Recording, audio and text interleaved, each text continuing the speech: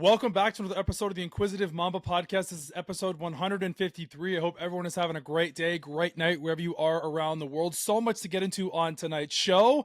Joey, your Gators lost. Yeah, they did. I know. Ethan's Eagles won week 1 against the Dallas Cowboys. We got to talk about that. We got to talk about Cam Ward's debut in the NFL. We got to talk about Caleb Williams, JJ McCarthy last night, the Vikings and the Bears. Ethan picking the Vikings. I picked the Bears.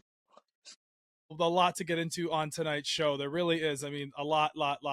Without further ado, we're going to get into it. But make sure you guys follow the Inquisitive Mamba Podcast on Spotify, YouTube, and Apple Podcasts. Make sure to follow Ethan's TikTok at The Couch Reports on TikTok. Also, Jalen Carter not getting suspended for the Spitgate. That we'll get into that. My Gators guy spitting on a USF player. It just seems like it's a Spitgate all around football right now. But make sure to follow the Inquisitive Mamba Podcast on Spotify, YouTube, and Apple Podcasts. Without further ado, let's get into tonight's show. I mean, the NFL is back, Ethan. I mean, I know your Birds won week 1 against the Dallas Cowboys. I'm going to give you the time of day. We're going to talk about your Eagles Cowboys first. We'll do that game, then we'll get into college football. We got a lot, but we're going to roll with your Eagles.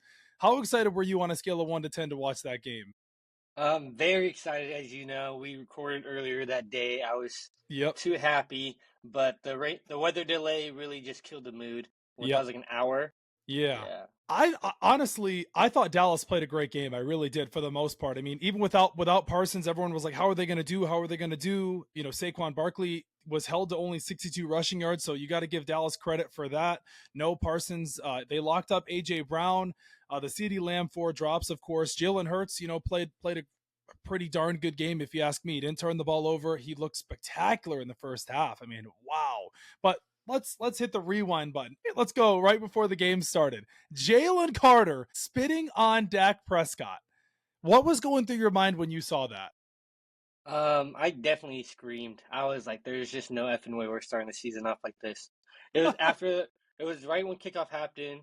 Our linebacker / fullback, Ben, I forgot his last name, starts with V. Mm-hmm. He got injured, tore his, Patellar tendon? Yeah, I think that's what he tore. Okay. Yeah, you got on the first play. I don't root for injuries, so I was like, oh, this is how we're starting. And then I see Jalen Carter spit on Dak, and I was like, there's just no way Jalen Carter did this, like, just free will. There's just no way. And then, if you look at the tape, it showed Dak spit in his direction. I know spitting on someone in his direction, and spitting on the ground are two different things. Yeah. With that said, I think Dak's reasoning was BS. There's just no way. I think it's Dak Prescott. I think that he was just inaccurate, so he didn't hit Jalen Carter. You think Dak Prescott would spit at Jalen Carter though? Dak, Hey, I don't know. But he was smiling. You saw he rage baited perfectly. He's smiling. He's like, oh yeah, I got you. And I was just like, yeah. Listen, Jalen Carter, as an NFL player on the best team in the NFL right now, because they're the defending Super Bowl champions. You can't do that in a game like this, and I know he apologized, but you've had other instances in the past at Georgia where you've been in off-the-field issues. This type of situation here, you've got to learn from it, and he's very, very lucky that he's not getting suspended. And the only reason why he's not getting suspended is it's because it's the Philadelphia Eagles. They're a big brand, and they played the Kansas City Chiefs this weekend. Yes, you and I both know if that was a random player, oh my gosh, they would have been suspended for a game. Come on. He technically did get suspended.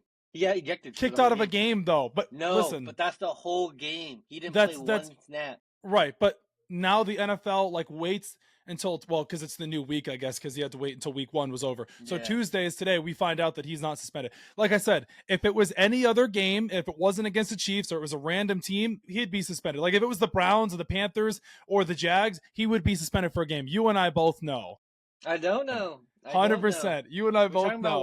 We're talking about what ifs, but overall, I thought it was a good game. You can blame CeeDee Lamb for the 4 drops, and oh my gosh, CeeDee Lamb 4 drops, but he still had 110 yards, and he was one of the reasons why they were in that game was because of him in the first half. Yeah.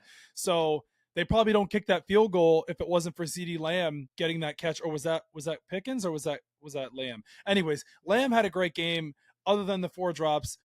I mean, when you rely on a guy like that much, it's so hard. But This is my biggest thing about football, and I want to hear your opinion as well. I hate when it comes down to a one last play or a play like that. Like, for example, the Gators played against USF this past Saturday, and there was a play where the ball went through Vernell Brown's hands, like for example, the go routes. When you're in those types of plays, those are so hard to convert because you're relying so heavily on your big name receiver. I know you're paying CeeDee Lamb a bunch of money. I know Justin Jefferson has been in situations like that. Jamar Chase, AJ Brown, but like, let's call a simpler play. I know maybe you saw something open on that side of the field. Great, but why can't we call something more of a simple play? Like we were talking about this last week with the Texas Ohio State game in week 1. Like call a simpler play for that quarterback. Why does it have to be such a difficult type play to convert on? Like you're putting yourself in a very tough position as it is. Great, you converted on it, but now you don't, and you're like, we could have called a better play than that. Do you see what I'm I saying? mean, I don't think that play was that bad. In my opinion, I thought it was a really good play because he beats Cooper DeJean, and then right before Reed Right. Blankenship got there, it was a perfect ball. So He you're just thinking dropped so it. you're thinking it's more on the receiver. The receiver, it's his job to catch that ball more than Yeah, anything. Even if it's yeah. not the greatest throw by Dak, because it wasn't the best Let, throw. let's be honest though. You could say it's that one play. I think CD had two other plays. He had one that slipped through his Yep. hands, Yep. and then he had the other one that was legit. Yeah. He had it. He beat Quinion, and he dropped it. So Yeah, I'm with you. Javonte Williams played a great game too. 2 touchdowns. Nobody was really expecting that. Javonte Williams was a stud his he rookie looked like year before. Yeah, he looked like before before his his ACL injuries. injury. Absolutely. Yes, I was like watching the game. I'm like, he looked good. Like that Yeah, was one thing I was impressed by. I was like, the Cowboys offense looked good. Their defense couldn't stop Hurts in the first half at all. Their secondary was very meh at times, but the like you said, the weather delay killed that entire game, killed the entire yeah. vibe of the game. And then Miles Sanders fumbling the ball. My God, Double agent, Miles man, Sanders. I was like, and he was an Eagle too, so about Miles Sanders. Yeah, And I was like, that killed the whole momentum of the game, whole momentum of the game. That fumble there, and then I couldn't stay awake for the rain delay or the lightning delay. I was like, you didn't this, miss anything. I don't know what. Yeah, I was like, I don't know what time this game is gonna reoccur or come back on. And then I was like, I watched the highlights in the morning. But anything else you want to talk about that game, or we're moving on to to the next game? Now I'm moving on to the next team. We don't need to talk about the W's. Move to the Oh, next one. okay. So the next game was the Chargers and the Kansas City Chiefs. I picked the Chargers to lose that game, and I was very, very impressed by Justin Herbert. He had an amazing, amazing debut down there in Brazil. No Taylor Swift, no Madison Beer, but he played a hell of a game. And that 3rd and 14 where he slid at the end there, I was like, that was shades of what the Bills did to the Chiefs last year when they went for it on 4th down and then Josh Allen scored. But I mean, you got to give credit where credit is due. The Chargers deserve to win that game. Mahomes did everything he could trying to put the team on his back. Xavier Worthy getting hurt at the beginning of the game, him and Travis Kelsey on a crossing drag route over the middle, and just boom, his shoulder just goes. But the same concerns I had about the Chiefs in the Super Bowl, the exact same concerns I had week 1. Their offensive line looks pedestrian at times. Jawan Taylor cannot stay on sides, even though he's a Gator boy. I'll give him his flack. The rookie Josh Simmons out of Ohio State, he looked like a rookie. He looked like he was out of sorts there. They looked like they missed Joe Tooney at times, and their defense held in as best as they could, but the Chargers outplayed them. They really did, and they deserved to win that game. Travis Kelsey had that touchdown, that 37-yard touchdown at the end there. They couldn't really get anything going on the ground, but man, if you tell me in a world where the Kansas City Chiefs could be 0-2 looking at potentially, because they got to play your Birds this week, wow. Wow, wow, wow. But listen, man, I've always loved Justin Herbert. I think he's a top 5 quarterback in the NFL, and they deserved that win. They really did. And it's crazy to think about. It's only week 1, but to think about everyone in the AFC West besides the Kansas City Chiefs is 1-0 is crazy to think about. But hey, What I tell you? you picked the What I Chargers. tell you, Justin? You picked the Chargers. So I will give it to you. 27-21 was a good game. It was a very good game. You watched it, right? Yeah, of course I watched it. Had to root for my boy Justin. What were your Look at what what were happens your when the wide receiver takeaways? catches the ball. Yeah. Takeaways is Keenan Allen, still that vet. Like I said it last year, Caleb Mm-hmm. Williams was a rookie, didn't know how to utilize him. Keenan Allen knows where the soft spots are in the zone. Mm-hmm. Lad McConkey, I love Lad McConkey coming out of college. I don't understand how he slid to the second round, but he showed again why he's a reliable target. Biggest surprise was Quinn Johnston, Yes. 5 for 79 and 2 touchdowns. Oh my Huge. goodness. Yeah, Yes. huge. It really did come down to that last play, though. You saw Chris Jones Yeah. collapse the pocket. He abandoned his contain, and Herbert flew on the right side. He showed his Yeah. mobility. That third and 14, 19-yard scramble. And then he slid. And I was Yeah. just like, there was the aura right there. Did you see the Tranquil and Chris Jones arguing? Yes, I did at the end of the game there. But that's what happens when because when you're so used to winning and things don't go your way and it's week 1 and you're expected to win that game and high emotions, totally get it. Travis Kelce was upset on the sideline. I totally understand it. It makes perfect sense. But yeah, the Chargers deserve to win that game. Their defense isn't even that good, and that's my biggest thing. We'll get into KC and Philly coming up here, but that's my biggest thing is this what? because of Madison Beer? What? Aura? No. Aura? I don't know. Hey, Taylor Swift wasn't at the game. She wasn't there. Oh, yeah, she was. Yeah, she no showed. She'll be at this game against the Eagles Chiefs this weekend, the Kelce Bowl. She'll be there. Yeah, her dad probably wants to watch the Eagles win, you know. I get it. But remember you said you don't claim him anymore because he's I don't. fan. Yeah, I don't. I'm just letting you know. He probably wants to, see a free game. Let's save our jitters and juices for that. We'll get into that game, but getting into the Sunday games. Let's talk about my Patriots. I watched the game. I told you I was excited to watch us. Drake May to take that next step with Josh McDaniels. Max asked me throughout the game, "Do you think Drake May is the guy?" And I said, yes, but it's going to take time because what people don't realize is, I hope they do realize, this is a whole new regime. This is a brand new start from last year with Mike Vrabel, who is not an offensive minded guy. That's why you went and hired Josh McDaniels to bring him back, because you saw what he did with Mac Jones. But some of my biggest takeaways from that Patriots game was Kayshon Boutte up, stock up. He looked good.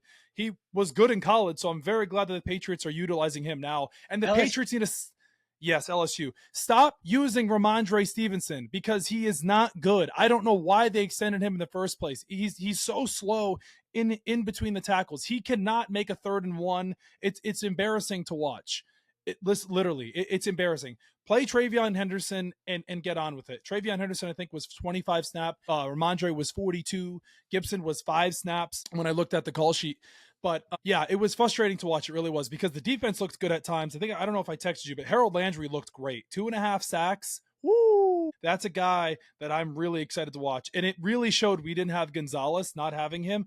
But my biggest thing, though, is the Raiders don't even have that good of a scheme. How the hell are you losing to the Raiders with those receivers? Brock Bowers played a great game. He got hurt, of course. Left. Yeah, he got hurt. But the Patriots, come on, like the offense still looks pedestrian at times. The offensive line looks shaky. I know Will Campbell, that was his debut. The big thing was the 3rd and 5 for me when it became 4th and 10, and that's when they punted because of his false start. I get it, he's a rookie and he's going against Max Crosby, and Max Crosby's a dog. But it was frustrating at times to watch because the defense, they held in as best as they could. But we'll see how week 2 goes with the Dolphins. We'll talk about the Dolphins and the Colts, but yeah. Did you catch any of that? This entire game, I put money on the Pats spread. No. I think the problem was in the second half, you guys got a little too pass happy. Mm-hmm. You guys abandoned the run a little bit. Yeah. Also, with that said, some of the play calls, a lot of screens. I felt like that just wasn't the move. I thought Drake May was dinking and dunking for the first half.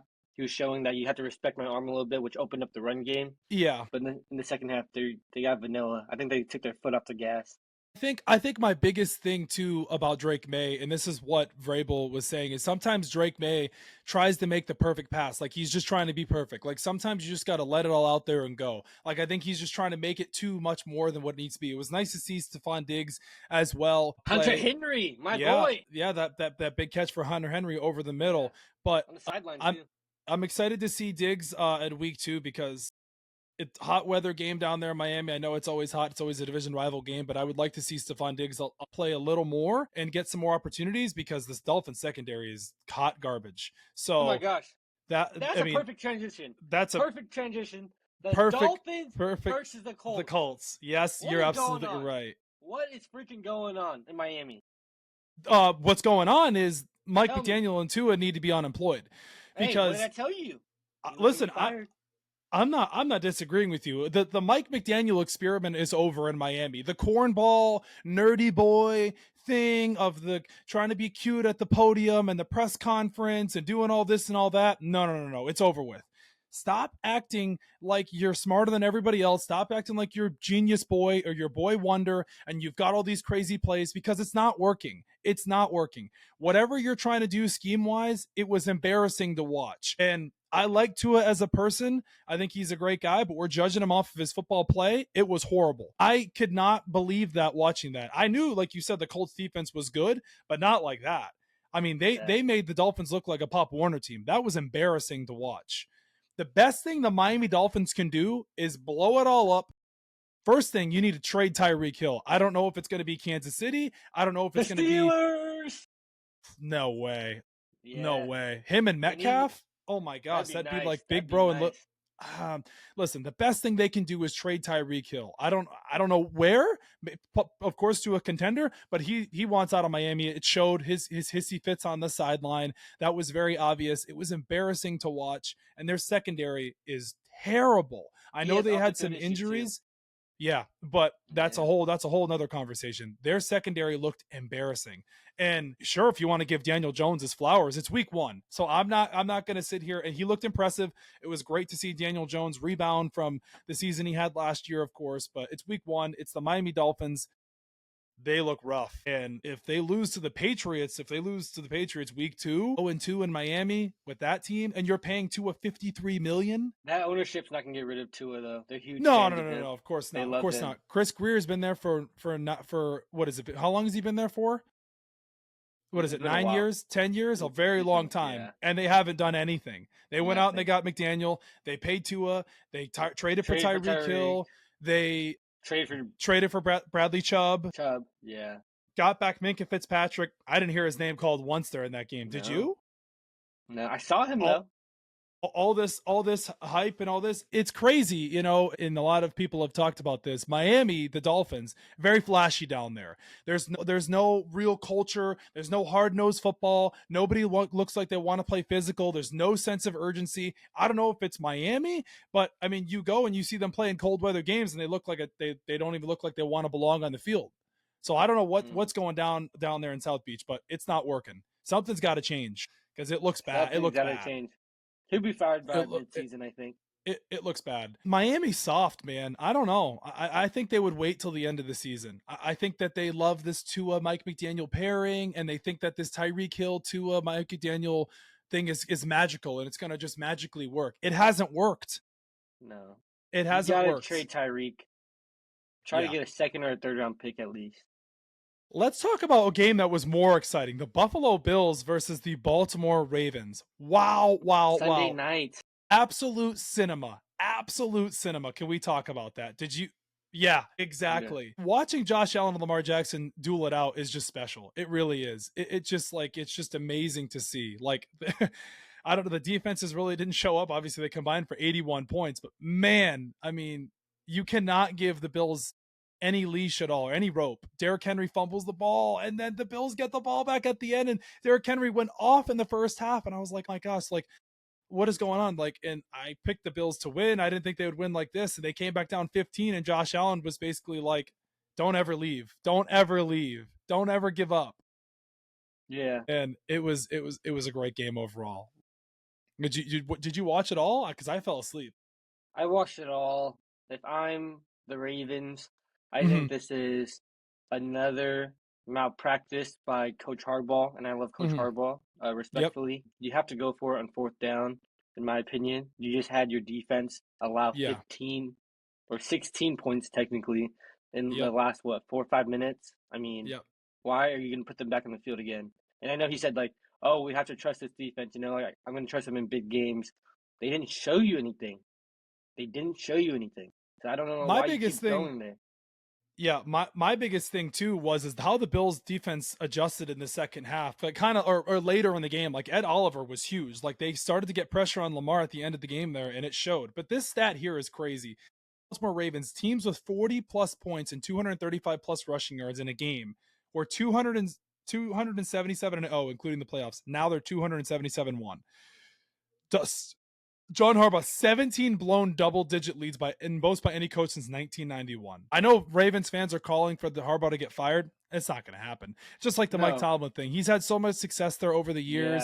Yeah. It's not going to happen. He is a great coach, but it's just insane. But when these two teams play each other, it sucks because you're like, it's any given Sunday. Like, I don't know, the Ravens shows up, the Bills show up. It's a coin toss. Like, you can literally go either way and go, yep, the Ravens are going to win today. Oh no, the Bills are going to win. I can tell you either way. Off the pedal. They did. I mean, the Derrick Henry fumble, you can blame him, but they got conservative late in the game there. And that's my biggest thing with the Ravens. They always get conservative late. It's like, stick to your game plan. Like, they were blowing the doors off in the first half. They were up 15 points. It's late in the fourth quarter. Yeah. And you let the Bills get right back into it. But hats off to Josh Allen, man. He is special to watch. He had more passing yards in the fourth quarter than some quarterbacks had in week one as a game. I think he had 251 in total in the fourth quarter. Ever since Sinner came out, he has to remind people he's that dude.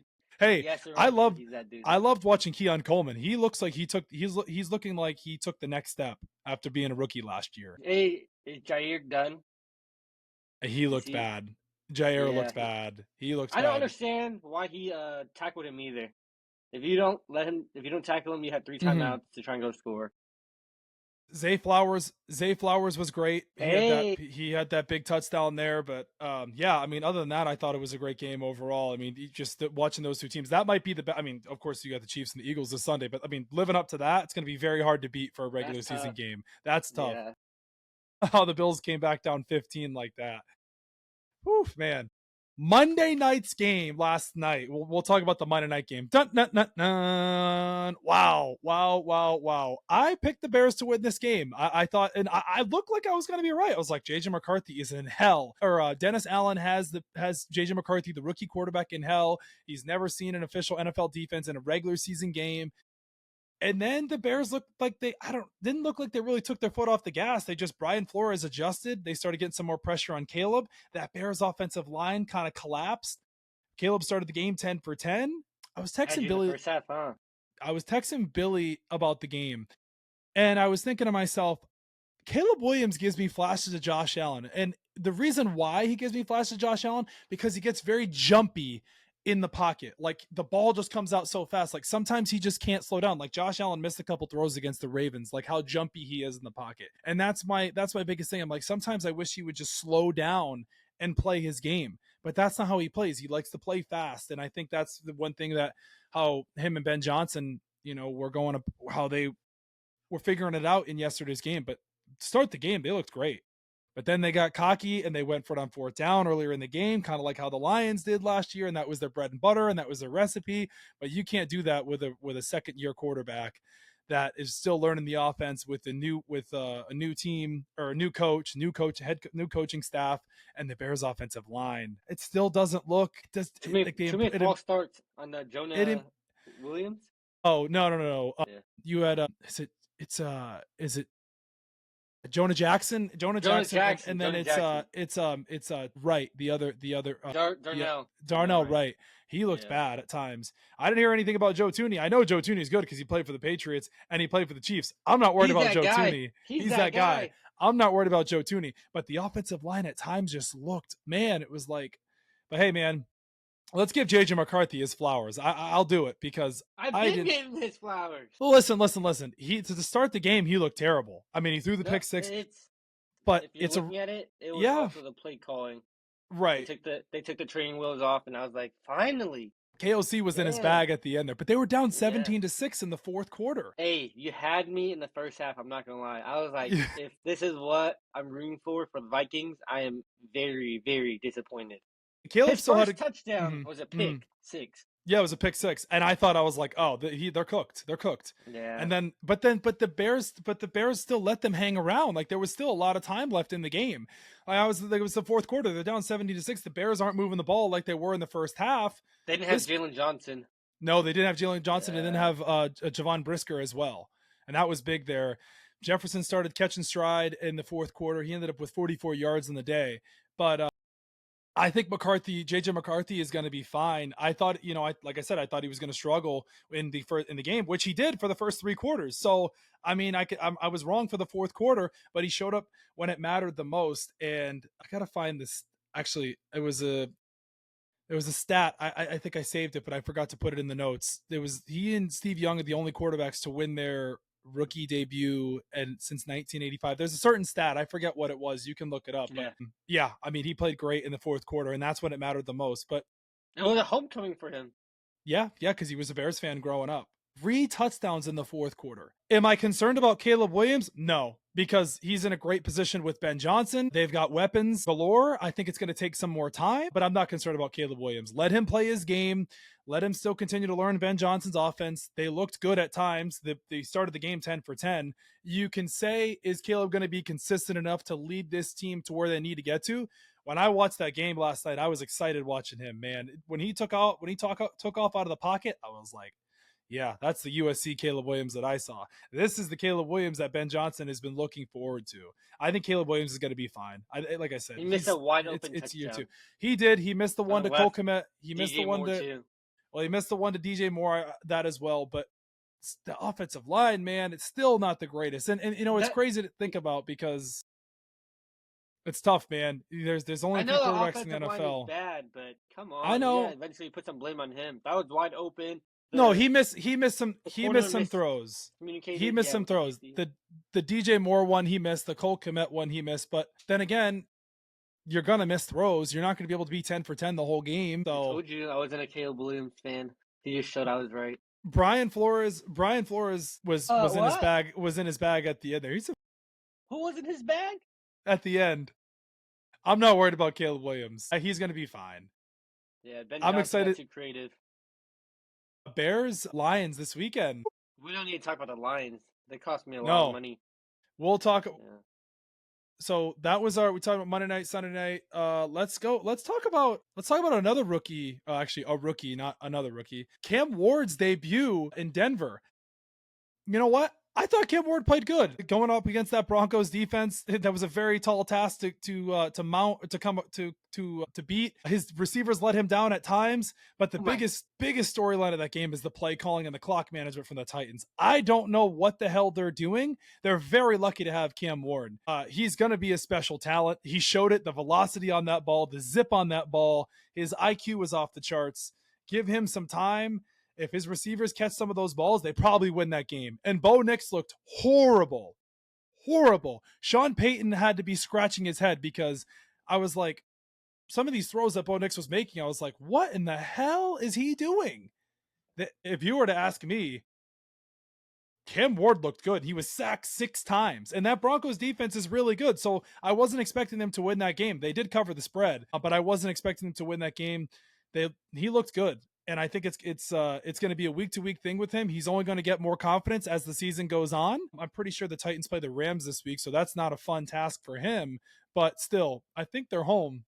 But going up against the Broncos in week 1, and yeah, of course you guys put up 12 points, but they were in that game the whole way. And that was my biggest takeaway. What was yours? I had money on the game. I took Broncos money line, so I was very happy. I was worried all the way up until the fourth quarter. Yeah, I felt like that defense played phenomenal. Yeah. The DC, I forgot his name, but he's a former Eagles secondary coach. Coach Wilson, love him. Very underrated. The offense, though, I'm telling you right now, Callahan, this is your make it or break it year. If you do this one more time, you're donezo, buddy. Yeah. Calvin Ridley, I love you. Bro, you got to catch that. You're that dude. You're getting paid a lot. They brought you in for a reason. With that said, I faded his prop because I knew the defensive player of the year was on him. So I didn't like the odds. Surtain. Yeah, that was absolute clamps. But yeah, I don't think Callahan will be in their future with Cam Ward because if that Cam Ward's that special of a talent and a player like that, Callahan as a rookie, dissecting the best defense in the league. Oh my goodness. Yeah, playing like that. Yeah. Did you see his dad? Yeah, I saw when he got up. Yeah, he was like, bro, like, come on. Come on. Like, I think it was in the fourth quarter, I'm positively sure, a wide receiver screen. Yep. Cam Ward jumps it off to the right. No one's even blocking. Nope. No one's looking for the ball. Well, he got sacked 6 times. And then, that Broncos defense, you got to give them credit where credit is due. That's a really good defense. Yeah, they're well, yeah, of course. The end of the game there, they sent that corner or safety. Yeah. Benito's a dog. That's an experienced defense. That, like, for Cam Ward to go up against that in week 1, and he didn't turn the ball over, he didn't fumble, he didn't throw any picks. That's a good sign. That's a green flag. That's a let's talk about another rookie who made his debut, Travis Hunter. I was at Publix and I was talking to Max about this. The score of the game, fine. The Jags beat the Panthers. I did pick the Panthers to win.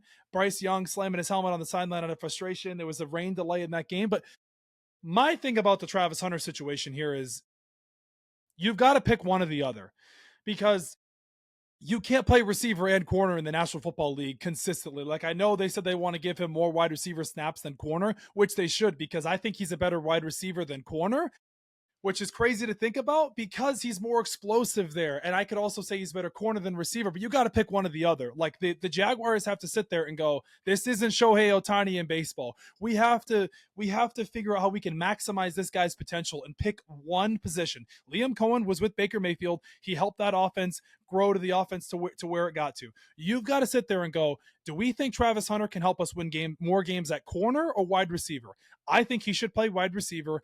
Forget about corner. If he's an explosive type player. Trevor Lawrence needs all the help he can get, because I'm still not sold on Trevor Lawrence. But Travis Hunter played 44 offensive snaps, recording 6 receptions for 33 yards. He had 6 snaps on defense as well. He's the first NFL player in 20 years to record at least 5 defensive snaps and 5 receptions in a single game. Listen, you can, if you want to go about this way as well, you can put Travis Hunter at receiver, and you can put him in some situations for corner. But I think going forward, they will be using him more at wide receiver than corner. That's just how I see it. But yeah, I think they should use him as an every down wide receiver. You got to pick one or the other. You can't play both. It's the National Football League. These guys get banged up every single play. You know how it goes. It's the very physical sport. It's one or the other.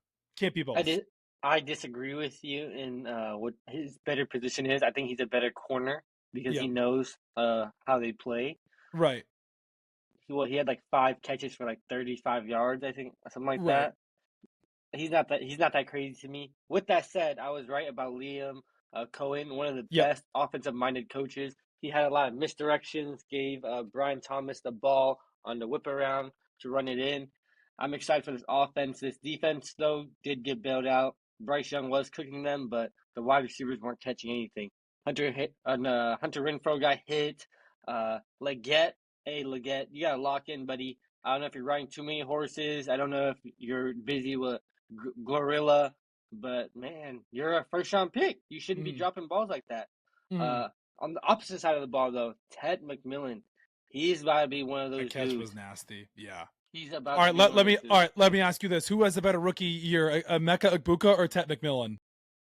Oh, my God, on the spot, Egbuka. But then again, Egbuka's not going to get as much PT when Chris Godwin comes back. See, this is the thing, though. I think that's why he's going to do better. Ted McMillan's going against everyone's corner 1. Right. Egbuka will be a wide receiver 3, wide receiver 2, who has so much faith or who has so much trust from Baker Mayfield. Yeah, I'm trusting the guy out of Ohio State compared to the guy out of Arizona. That's just how I'm seeing it. Whoa. Egbuka's that guy. He's a dog. Do you hear what he said to Mike Evans? He said, I want that ball. I want that post route. Give me that ball. That's a perfect example of an organization dog. Being able to take that best player available. They didn't need another wide receiver. No. But he is legit the best perfect for that system. Yep. I'm still going to teeter back and forth with this, but Travis Hunter, should he play receiver? Should he play corner? Corners are very valuable in the National Football League. He did. Fine. Yeah, he did. It looks good. He's just like me and you. Yeah, I'm getting a little longer though now. Anyways, though, yeah, you're short now. Yeah, I lost the Niners bet. Yeah. Holy fuck, you're skinned. Yeah, I lost the Niners bet. Shit. I bet against the Niners, so. Anyways, though, but Travis Hunter, yeah, they're gonna have to figure out one of the, because I remember Dion, of course, he played receiver and corner, and they had certain packages for him. No, There's he not is that many dude, Deons in the but league. you have to figure out, like, do we want to play him more at corner? Okay, or does he want to be cornerback one? Are we going to have him as that way? Or do we want to have him play a couple, series or couple downs at wide receiver? What do we think he's more valuable That's at? that's how I think it's perfect because that I team agree, needs but another corner. right. But Yeah. also too, wear and tear on the body, offensive, defensive snaps. Yeah, that's true too. Like at corner, he's going to get tackled. He's going He's to not get tackling Derrick tackled. Henry. He's not tackling Derrick Henry. He's not tackling. Yes, exactly. That's what I'm saying. So it's very tricky situation. They're going to use him at both because that's what he is. He's a two-way guy, and it's very rare to see that. We haven't seen that in over 20 years. I think was it the last guy? Was it Deion Sanders? Was the last guy we saw like that? Couldn't tell you. I think it's an overrated stat. I mean, it is, but the Niners use Deebo Samuel at wide receiver and running back. DJ Moore lines up at halfback sometimes, like he did for the Bears, because Ben Johnson did that last night. But that's totally different. I'm just saying, like, two-way players in the NFL are very rare. It's not very often that you see that. All right, let's talk about the Green Bay Packers and the Detroit Lions. Well, if you want to say the Lions are going to be regressing after losing Ben Johnson and Aaron Glenn, you could very well say that because it looked like it. They looked very bad. And it's crazy to think about because they gave Jameson Williams that big contract the night before, and they go out and put that performance. But I'm not going to overreact. The Lions have a lot of talent. It's week 1. Green Bay was expected to win this game. They look really, really good. And the sky is very, very high for them. Parsons wasn't even fully healthy, or he looked gassed. Did you see the clip when he ran around Sewell? Yeah. That was like a cheetah. That's the best right tackle in the league? Nah, put some respect on Lane Johnson's name. Oh, okay. Come on. Put some respect on his name. Listen, Parsons, though, oof, man, he is going to give that Commanders offensive line fits Thursday night. All he did was play on situational third downs. And he got a sack on Jared Goff. He still got a sack. And a pressure that caused an interception. And they lined him up inside too. Jeff Hawley, they put him inside. They basically had him at like a hybrid D tackle. I was like, wow. The creativity. The Packers looked legit. It's only week 1, so I don't want to overreact, but they looked good. And adding Parsons was huge. I don't know what the Lions are doing. The play calling is so horrendous. Well, ball. Ben Johnson's not there. Yeah, but why are we running the ball third down when they're shutting down the run? Well, the Lions need to be more. The Lions need to be more aggressive as well. Like, you've got a lot of talent on that team offensive wise. Like, you still have a good offensive line. All your guys are still there. Okay, you lost what's his name? Who's the guy that retired this past offseason? Frank Ragnow. Frank Ragnow, he retired. Yeah, exactly. So, but still, like, they still have a good team. Sonic and Knuckles are still there. JMO, Goff. That defense. My tight end, Laporta. Yeah. So it's like the most of the same team is there. Yeah, you lost your coordinators. Week 1, growing pains. Yeah. Do you remember Munroe? He was on a podcast. Mm-hmm. He was chirping all off season. Yep. If my defense was healthy, we want the Eagles week 1. Yeah. Oh yeah, you want the Eagles week 1? That's what you did. Yeah, you don't want that work. You didn't want that complete. What NFL team looked the most complete in week 1? My safe bet would be the Packers. I was going to say the Green Bay Packers look the most complete from Packers offense and 1, defense. And I would say Bills and Ravens 2 and complete. 3. I think those are 2 juggernauts though. Like, that's why you're not. Who impressed you the most week 1? The Packers. The Packers. Yeah, absolutely. Yeah, I would say too. I had worries about their corner room, their secondary room, but oh my goodness, they see the best. What player stood out to you the most out of all 32 teams? Come on. You know my answer. I know who you're gonna say. Go ahead, I'll let you guess. Aaron Rodgers. He's back. I knew that was coming. Everybody. He's not Listen, washed. They got bailed out by a 60-yard field goal by Chris Boswell. That was lucky. You know Justin in that position? Justin Fields should have.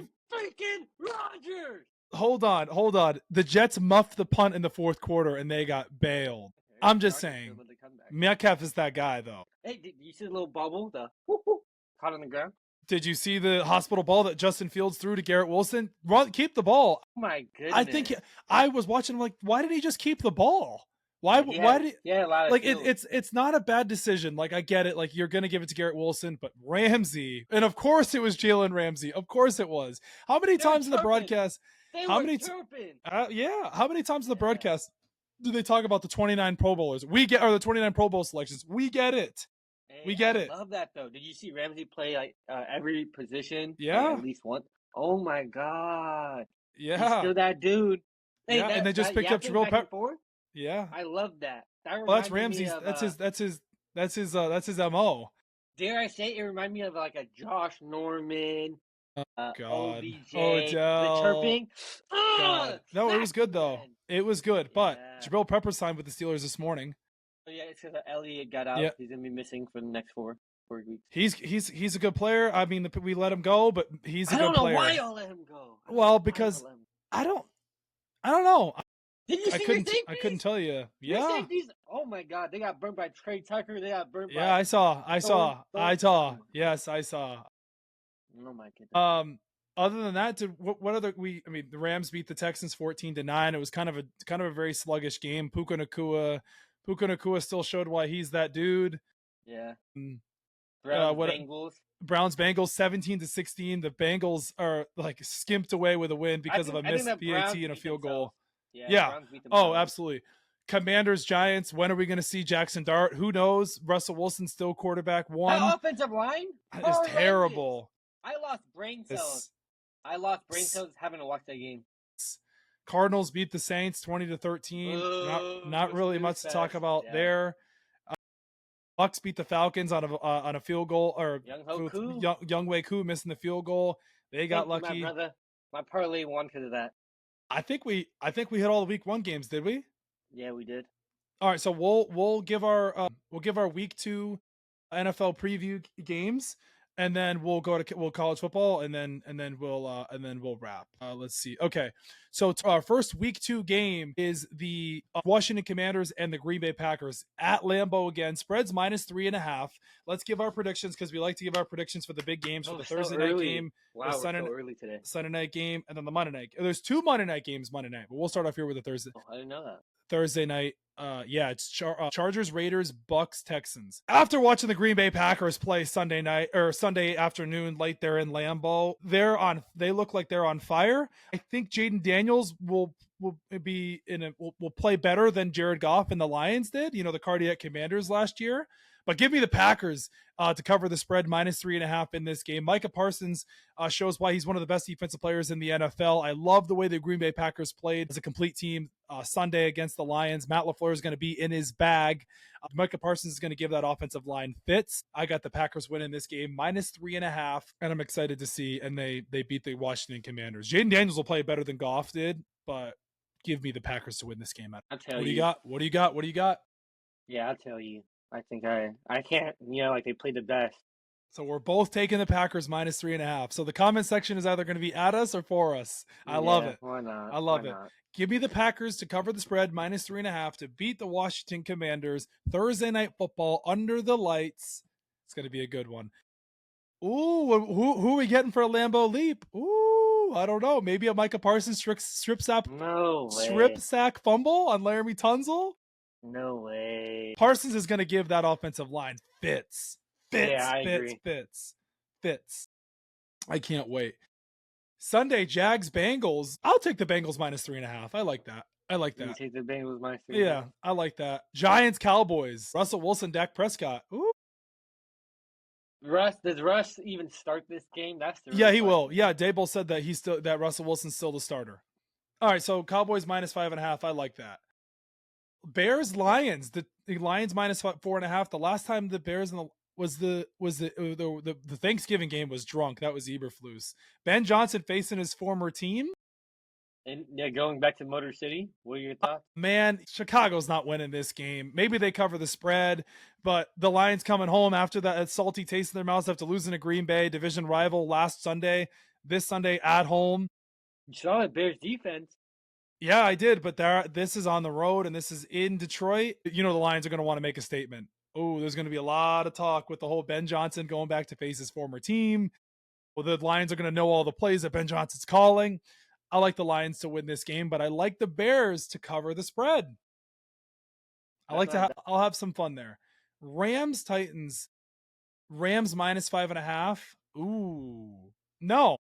I'm rolling with the rookie Cam Ward. I like them to cover the spread, but I think the Rams win this game. I like the Rams to cover this. I like the Rams to cover the spread, or the Titans to cover plus 5.5. I like that. What do you got? Okay. There, I'd probably go. I'm gonna go Cam Ward too. I like him. With that said, it depends if that offensive line can give him some time and if his wide receivers can catch the ball. Because we saw what happened to CJ Stroud last week. Yeah, I cannot wait to see when it happens. I don't know when it will. When Cam Ward and the Titans wear the throwback Oilers jerseys. Whoo, chef's kiss. Those are so clean. Don't tempt me. Don't tempt me. Not right now. Maybe soon. That jersey's so clean. One of one Ward. Warren Moon letting him wear that jersey. You love that jersey too. I love that jersey. That's not my one, right? You saw it wear it, yeah. That's not my guy, but I love that jersey. It's so clean. I got the Bronco shirt I ordered. It came in the mail yesterday. I haven't opened it up yet. Patriots Dolphins. Give me the Patriots money line in this game. Vrabel comes down to Miami, makes a statement. May and the Patriots win this game. They've never really had success against the Dolphins down there in Miami, but I don't trust the Dolphins in any way, shape, or form. Divisional game, Patriots bounce back. Salty taste in their mouths after losing to the Raiders week 1 at home in Foxborough. Christian Gonzalez plays this week and he puts the clamps on Tyreek Hill. No, if he does, hopefully he does. I'm hoping he does, and he puts the clamps on Tyreek Hill like he did in previous matchups. Yeah, give me the Pats to win this game. What do you got? I love Drake May, so I'm gonna tell you. All right, Niners Saints minus 4.5. Niners is Mac Jones playing because Brock Purdy probably not going to play. And Kittle's out for Kittle's on the IR. Give me the Niners to win this game. We finally get to see Mac Jones and Kyle Shanahan because everyone's been wanting it. I know no Kittle, and of course he's QB2, but I'm excited to watch Mac Jones play against the Saints. I'm excited. Love me some Mac Jones. Love me some mac and cheese, baby. You like Mac Jones? I'm never gonna hate Mac Jones. Is he the better 10? The better 10? He's not better than Drake May, but I wish he would have had a more fair shot in New England. I know that. No, I don't have Mac Jones jersey. No. No, Mac Jones jersey. Bills Jets. Ooh, Bills at Jets. Bills. I don't know how sustainable that Fields offense and that Jets offense is. I don't know if I trust that. That just was really giving me like college offensive vibes. I'll take divisional rival. It's a divisional game. Bills, of course, they can put up 40 on anybody. If it's another shootout like last week. And maybe the Jets backdoor cover. What do you got? I'll say the Bills cover this spread. How can you doubt the right reigning MVP? These lines are all subject to change too, by the way, guys. He's on the Sinners, work right now. Yeah. Seahawks at Steelers. Steelers minus 2.5. DK Metcalf. Revenge game. Yeah. What are your thoughts? I like Steelers minus 2.5. I told you I don't really trust Sam Darnold. Yeah, Steelers minus 2.5. That seems like a weird line. I would think I feel like that moves to -3 before game time. I got Steelers covering that minus 2.5. Oh my gosh, Ravens minus 11.5. Cleveland at Baltimore. 11.5. I think Baltimore, after losing that game to the Bills, they come out, they blow the Browns out. Out. Yeah, I'm gonna say 31-13. I'm going to say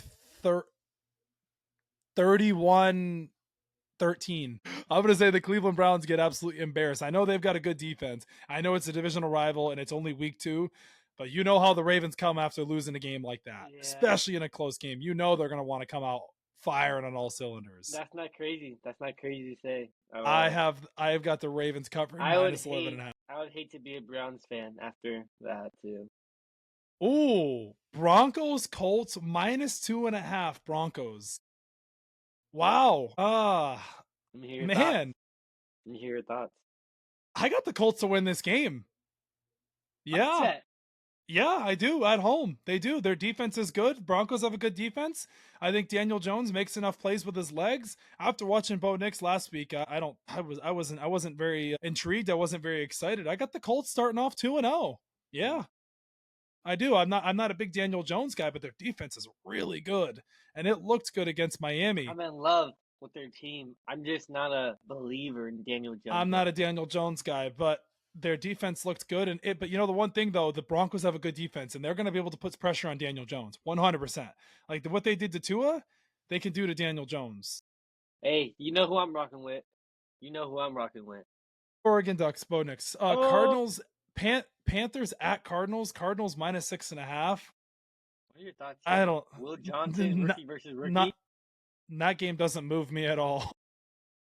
Minus That's six like and a a. half is a lot. It is. That's a lot. Yeah, because the offense is way better than the Saints, in my opinion. Yeah, I like Carolina to cover plus 6.5. None of that game. That game really doesn't excite me. The Kelsey Swift Bowl. Eagles minus 1.5. The Kansas City Chiefs are not going to start off 0-2. Give me the Kansas City Chiefs to beat the Philadelphia Eagles. Sour taste in their mouth. Andy Reid's got another thing coming for the Eagles. It's a regular season game. It's not the Super Bowl. You're going into Kansas City. The Chiefs aren't going to start off 0-2. Come on now. No way. Arrowhead Stadium. Saquon Barkley has a better game than 62 rushing yards. But Spagnuolo has got some blitzes coming for Jalen Hurts. It's the Kelsey Swift magic. Taylor Swift's going to be in attendance. Jalen Carter is going to be playing, of course. I've got the Kansas City Chiefs beating the Philadelphia Eagles outright money line. They're not going to start off 0-2. They're going to play much better than they did against the Chargers. They'll clean up their offensive line stuff. I know no Xavier Worthy. We know Rashee Rice No is out, Rice. but they'll figure something out. And I give Andy Reid's got a game plan coming. I'm excited for that Okay. game. We know who you're picking. Did we rile everyone up, though, all the fans? Because this is the big one here. This is the big one. Hey, AJ Brown's about to get some more looks. I promise. AJ Brown and McDuffie. Oh man, we're getting a we Super don't need to Bowl. see that again. We We're don't getting need to this. see that again. We're We getting a already know who's Week the 2 better Super one. Bowl rematch already. Uh-uh. How many times are they going to show Taylor Swift in the box? Over under 5. More 6. Okay, I take the under. Hopefully, 6 I at take the under. least. Hopefully, At yeah. least. That's going to be a big one. I'm It's the very game of the excited. week. The game of the week, America's game of the Yeah. week. Brady's on the call. Can't wait. Yeah. Well, it's going to be a good one. Mahomes, Hurts, Super Bowl rematch, week 2 already. We're getting. You already know who I'm Ooh. rocking with. My guy. I'm going to throw this out there real quick. I think the NFL, obviously, it's one of the biggest brand in all of sports next to soccer. They should do the Super Bowl rematch every single year with the teams that were in it. I think that would be great. Like this year with the Chiefs. No, it's cool. Like the Chiefs and the Eagles, like they play this year, like they play the Super Bowl, and then the Super Bowl teams for this year should play next year in week 1 or But week 2. they never played Philly though. This is the second time they're in Arrowhead Stadium. I know. Well, I know. That's what I'm saying. Yeah. They don't play that often because it's out of the conference, and it used to be every 4 years, but I don't remember the last time those two teams played. Well, no, they played on Monday night last year, or yeah, they played on Monday night last year, 2 years ago. 2 years ago, right? Because that was Jason Kelsey. He was still in the yeah. Wait. Now since it's 17-game season, they can schedule a 1 out of game season or 1 out of game conference each year. That's so they can do that. So this is what this is. So I like that. No, this one is conference. We're facing the AFC West. Right, because the Giants play yes, right. But I'm saying like they do that now. Like they're like you can do out of conference games because there's an extra I see game. what you're saying. They can schedule that. Yeah. So yeah, I'm very excited for that game. Falcons Vikings. JJ McCarthy, Michael Penix. Vikings minus 4.5. No, give me the Falcons to cover plus 4.5. You know Drake London's injured. Right? Kyle Pitts had a good game against the Bucs. Generational talent. Let's go. Dare I say he might be back? Ooh, also too, Kirk Cousins coming back to Minnesota. JJ McCarthy making his home debut. You know who I'm going with. Call it now. Who has a better performance? JJ McCarthy. Call it now. Who has a better performance? Michael Penix or JJ McCarthy? Penix looked way more comfortable in that offense. Yeah, absolutely. Yeah. I agree with that. So Minnesota, Atlanta. Oh, that's going to be a good one. McCarthy, Penix. Rematch of the national championship, Michigan in Washington. Quarterbacks wise. And then our Monday night games are Bucks, Texans, Chargers, Raiders. That'd be a really good game. We'll start off with the late game. Chargers -3.5. They think they should cover their spread. I think Max Crosby will give that offensive line fits, but him and Joe Alt is going to be fun to watch. Joe Alt is special, man. He is something else. I was watching him. I'm like, man, he is so freaking good. He held his own as a rookie. Yeah. Bucks actually. We gotta give a little more in depth for Chargers Raiders game. So Chargers -3.5. I like that. Justin Herbert continues the way he played against the Chiefs. The Chiefs have a better defense than the Raiders. It's a divisional rival game as well. I'm excited to watch that. I want to see Amari and Hampton get a little more action as well. Surprise, huh? Yeah. Well, the Chiefs have a good run defense too. They've got a good D line. No, it's because he lost, I think, in my opinion, he lost a little bit of Jim Harbaugh's trust when he ran out of bounds. Right. He's a rookie. Yeah. I get that. I wasn't really impressed with Geno Smith's performance against the Patriots. I know he had the 1 touchdown, 1 pick, and he had 330 yards or whatever it was. But yeah, Chargers to win this game, and they cover the spread -3.5 against the Raiders. Divisional rival. Harbaugh, Pete Carroll, two former college coaches. It'll be a good game. But the Chargers are the better team. I trust Justin Herbert more than I trust Geno Smith. The Chargers defense is solid. The Raiders defense isn't very good, but advantage Chargers. And it's in Vegas too. Ooh. Buccaneers at Houston Texans. Texans -3. Nothing really impressed me about the Texans and CJ Stroud. I know the Rams have a good defense. Nico Collins blew over under 42.5. Man, I'm excited to watch that game. Bucks struggle in primetime games. That's one thing I'll say. Man, this is a tough one. What do you got? My heart says go with defense, but that defense got cooked by Puka Nacua. And I'm expecting our boy Ibuka to have a crazy day. So I'm really split on it. Ibuka, Derek Stingley? Oh no, because he won't be on Stingley. It's Lassiter. It'll be Lassiter or Lassiter. Who's on Mike Evans though? It'll be Stingley. Right. Okay. Yeah. All right. So you got the Bucks winning this game. I want to say the Bucks. No. My heart says to choose the Texans, but my brain says choose the Bucks because the Bucks offense is better than the Rams. The Bucks got bailed. The Bucks got bailed out by Younghoe Koo missing that field goal. They don't get bailed out this week. The Texans win this game. Let's go Texans defense. But the spread -3. I think we might get a push. Because if the line moves to a half a point, then you can. That's tough there. But if we're at 3, I'd say it's a push. I'd say it's a push more than anything. So Texans, we got the Texans. College football, the last part of the show. Oh, there's been so many mixed emotions over the past few days. But before we get into my Gators, we'll talk about Oklahoma beating Michigan 24-13. I just spit. You got a taste of your own medicine when you picked Oklahoma. Oh, Boomer Sooner. So now you know how I feel. When you pick the wrong, it's great because I love it. When you pick the wrong prediction, it's great because you can't predict the future. Training wheels on him. Napier looked great. Wow, he looked good, man. Oh my God. But this is what I was telling you. I don't know what people were expecting watching Bryce Underwood go into Norman and think he was going to light it up as a freshman. They failed him, QB. Well, their offensive line didn't look good at times. The play calling was rough. Justice Haynes had a great day. But the thing is Brett Venables was licking his chops going up against a freshman quarterback. Oh yeah, I would have too. I would have been licking my chops too. With that defensive line, David Stone. So yeah, Oklahoma deserved to win that game, and they look good. They do. Now I just want to see how long Oklahoma can sustain this. That's my biggest thing because they looked good and they moved up 5 spots in the rankings. Michigan went down. What was it did Michigan go down to 21? It was something like that. But I only caught some of the series, not all of it. The UNC Patriots riff. This is embarrassing for Bill Belichick. What is he doing? Hey, what's going on with your organization? Huh? Not welcoming. They said he was welcome at the Tom Brady statue thing. This is Bill Belichick because this is Bill Belichick and Jordan Hudson being petty because Belichick's time in the NFL is over. So now he's going to make NFL teams suffer because they wouldn't hire him. So he's not going to let scouts come to UNC's facility. Do you realize you're hurting your players more than you're hurting than it's not about you, it's about the players. And that's my biggest thing. It's like, if you're trying to grow this program and you're trying to put UNC on the map, why wouldn't you want to have scouts there? And the Pats just drafted Drake May. What are we doing? Right. And Drake May and Bill Belichick were hanging out at UNC practice this offseason.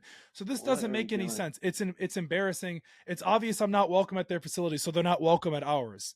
It's like Pettiness. It's just so petty. It's like the definition of petty, in quotations. Petty. Parentheses, Bill Belichick. Yeah, that's bad. Okay, let's get into it. So we're talking about embarrassments, Let's So, talk about the Florida- biggest embarrassment this week. Florida lost to USF, and it really, really hurt. It really hit me hard. I know I picked Florida to win at USF. I've had so many mixed emotions about this over the past few days. I've been waiting to talk about this on the podcast. I didn't record any clips. I didn't record anything for social media. There's so many ways you can spin this. The Billy Napier DJ Lagway experiment. If you fire Billy Napier, does DJ Lagway leave? I think Florida Gators fans are overreacting about the DJ Lagway situation here. It's been one game that was he was one of the only reasons why we came back and won those games last year. And if it wasn't him getting hurt in that Georgia game, we probably would have won last year. But we're focused on this year. My biggest thing with DJ Lagway is if he's not fully healthy, why in the world is he playing? Because it doesn't look fully healthy. This doesn't look like the DJ Lagway that I saw last year against Ole Miss, Kentucky, LSU, Florida State, the bowl game against Tulane, which that doesn't matter. But he didn't throw all off season. That's my biggest thing. And he looks like he gained 15 pounds. It's very obvious. If he's not fully healthy, then why are you playing him? And that's one of my biggest things there too. But for me, the Billy Napier experiment is over. It's been over since last year. He is 20-20 in 4 seasons as the Florida Gators football head coach. That's not the standard. That has never been the standard. And okay, I made a tweet. I said, if you fire, I know Florida Gators fans want Billy Napier fired. You run the risk of losing DJ Lagway. It has like 50,000 views on Twitter right now. And I've gotten a lot of love and I've gotten a lot of hate. But my biggest thing though, too, going into this USF game, going up into it, you are the Florida Gators. You have no business losing this game. The talent gap is a wide margin. The metric scale, when you look at it, when you have 5 stars and 4 stars all across. And hats off to USF and Alex Golish and Byron Brown coming into the swamp and beating us. You deserve it. You get your flowers. But there's no business why the Florida Gators lose that game. 11 or 12 penalties in that game. Where's the discipline? Where's the players being disciplined? That's my biggest thing. And the schedule doesn't get any easier for the Florida Gators.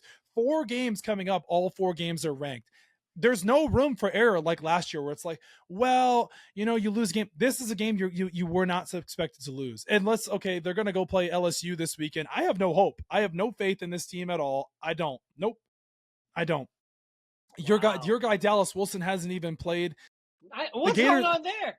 He's hurt. He's hurt. He got hurt in training camp earlier this year. But listen, it's the play calling with the Gators. And the funny thing about the Gators is Billy Napier was asked yesterday, are you going to continue to call the plays? Yeah, I'm going to continue to call the plays. No, I don't want anybody else calling the plays. The Gators had the opportunity to hire an offensive coordinator who could call the plays this past offseason. They refused. Billy Napier refused. He refused. And that's the Gators' biggest problem. It's Billy Napier. He can recruit his tail off, but he can't coach. He is terrible in clock management situations. He is terrible in late game situations. The Gators probably still could have won that game late at the end there, but Billy Napier. It's the play calling. It's so predictable. Why are you running a halfback dive on 3rd and 5 late in the game there? You can blame Vernell Brown III for the go route that DJ Lagway threw was right through his hands. But my biggest thing is the play calling. It's been the play calling since he's been there. And he's a Sun Belt coach. That's where he belongs. He doesn't belong in the SEC. I don't care if he can recruit. He can't call plays and he can't manage the game. And that's the biggest problem. He was saved by DJ Lagway last year, and he's not going to be saved this year. It's embarrassing to watch. And they're going to say, oh, well, if Florida beats LSU this week and they do, okay, I get my hopes up for 1 week. Then we got to go play Miami next week. I don't have any faith. I don't have any hope. The wheels are spinning. Like, listen, the Gators aren't going to fire him. I know people want him to be bought out, but it's not going to happen. Did you catch any of the game? No, I was too busy watching my team win. Oh, 67-3 it was, or 69, whatever. Put some respect 69. on I forgot to say 69. I knew. Yeah. Well, can we talk about the guy that spit though? Can you give me some insight as a Gator fan? Yeah, Brendan Bett was ejected for spitting at the USF player. Billy Napier and the Gator staff made him apologize. He issued an apology statement on Twitter. But that's Yeah. my biggest thing is the disciplinary. That's my problem right there. In a situation like that, in the end of the game, it's a high emotion, very high battle there. You're in-state game, whatever. You can never do that, and you hurt your team. That's not why the Gators lost the game. It was the play calling, the clock management, and the coaching and the penalties. And the punt that they had where it went into a safety. That's coaching. It's not the players on the field can play the game, but they have to be coached properly. You cannot sit here and tell me that USF is more talented than Florida. The amount of talent they have as a team. I know it's college football, teams get upset every week, but the talent level, my biggest thing is like you're paying all these players all this money now with NIL and you go and put out that product. It's not acceptable. That is not acceptable. It's not. The crush out is very valid. Am I crushing out? Slightly, I could feel it. I feel like it was like boiling. Like you wanted to let this all out. I was waiting for this. Like I was like, this was coming. Like I told you, I didn't record anything. I had friends over and we were watching the game and I didn't say a word. They said, "Oh, we're going to go out." And I said, "I'm not going out." I just didn't say a word and they left and I stayed home. No. You were mad? No, I wasn't more mad. I was more disappointed. Wow. I went to bed like I was that loss really hit me to the core. Because I knew the schedule that we have the rest of the way. We still got to play Georgia. Yeah, we still got to play Tennessee. We still got to play Georgia, schedule. Tennessee, Florida State, A&M, Texas, LSU this weekend, then Miami next weekend. Man. But let me say this is my last point about the Gators here before we play LSU. I'm not ready to write DJ Lagway off. There's a reason why that they brought him in. It's been one game. He only played a first half against LIU. Let's see how he plays against LSU this weekend. But Florida Gators fans, to write DJ Lagway off one game against USF? One game? Really? One game you're ready to write DJ Lagway off? That's embarrassing. That's embarrassing. Hop off. DJ Lagway's here to stay. This is our quarterback. Yeah. Did he look good against USF? No, but he's here to stay. I'm riding with my quarterback. That's my guy. I'm riding with my quarterback. Listen, I'm not riding with Billy Napier, but Lagway loves Billy Napier. We all know that they're, that's the pairing that they've decided to keep. But listen, it's a new week. It's a fresh start. Chicken Little, new day. Let's roll into LSU. Let's see what we got. And I think Florida will play better, of course, because it's an SEC. And I think they took USF for granted, which is embarrassing because USF's going to play Miami this weekend, which will be a good game. But really the only prediction for college football this weekend I have is Tennessee, Georgia, because Miami's going to beat USF.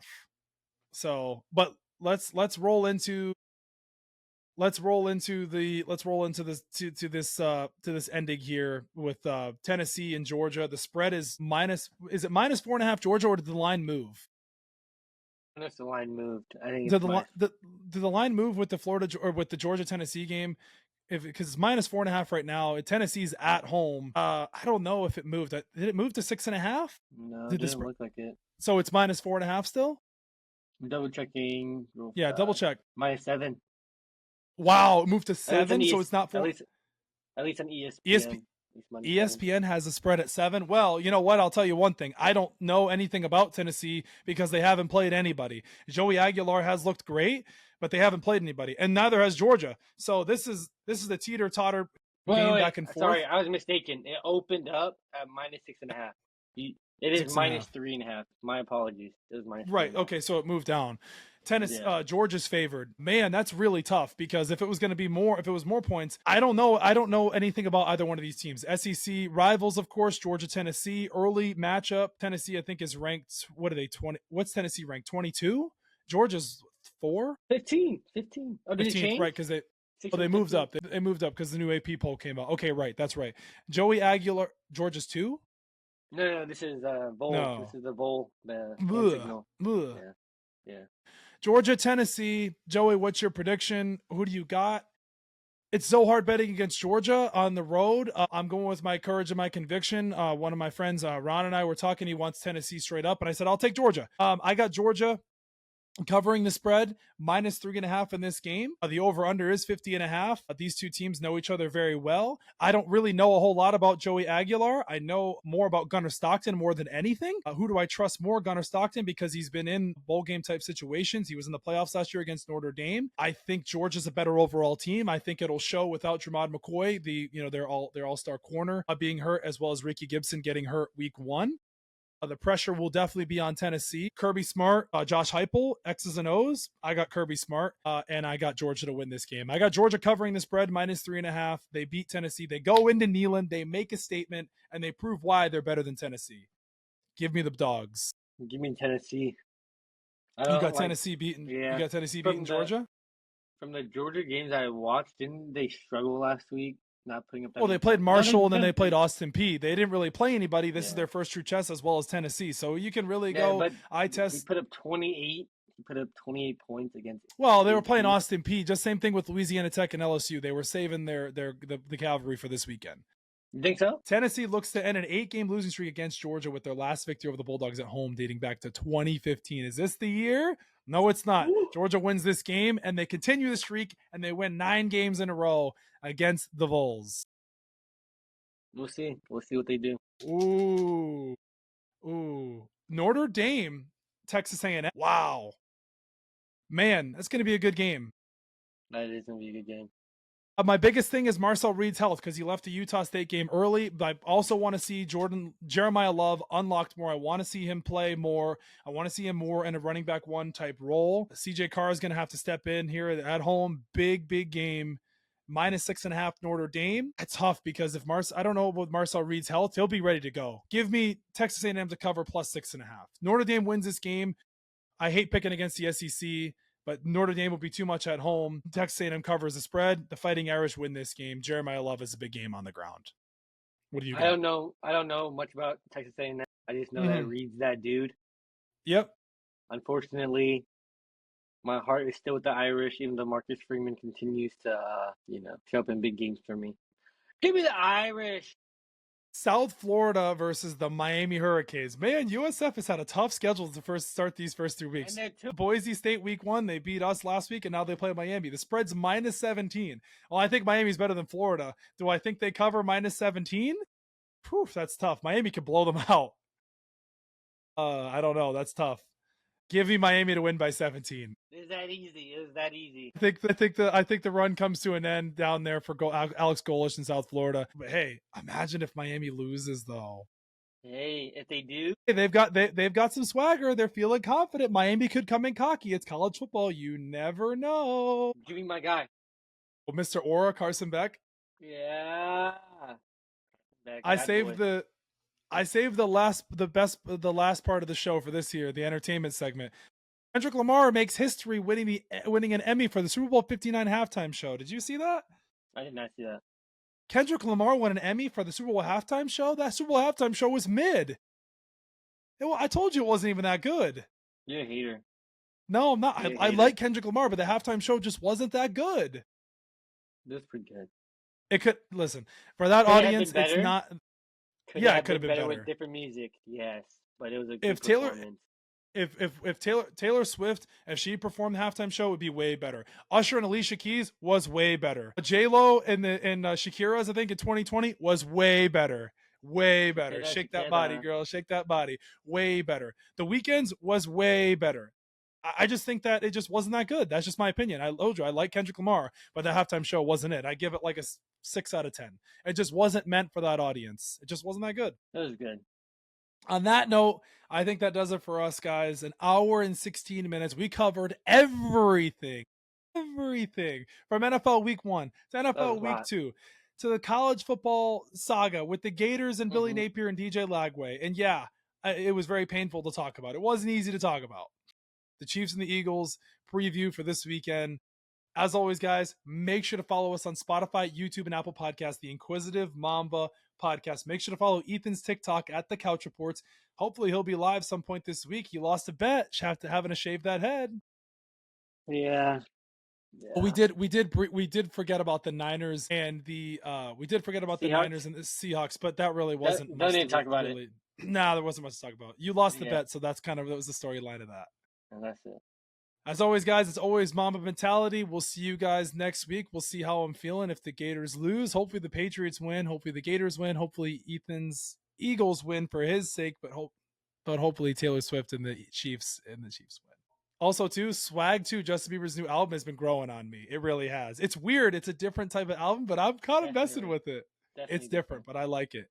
It's messing with it. I mess with it. Lately, the past couple days, I've been vibing to it hard. And I've been vibing to some Chapel Roan too. New episode of Summer I Turned Pretty tomorrow. Don't tell me. Can't don't wait. Tell me. I won't say anything. Yeah. All right, guys. We'll see you guys next week.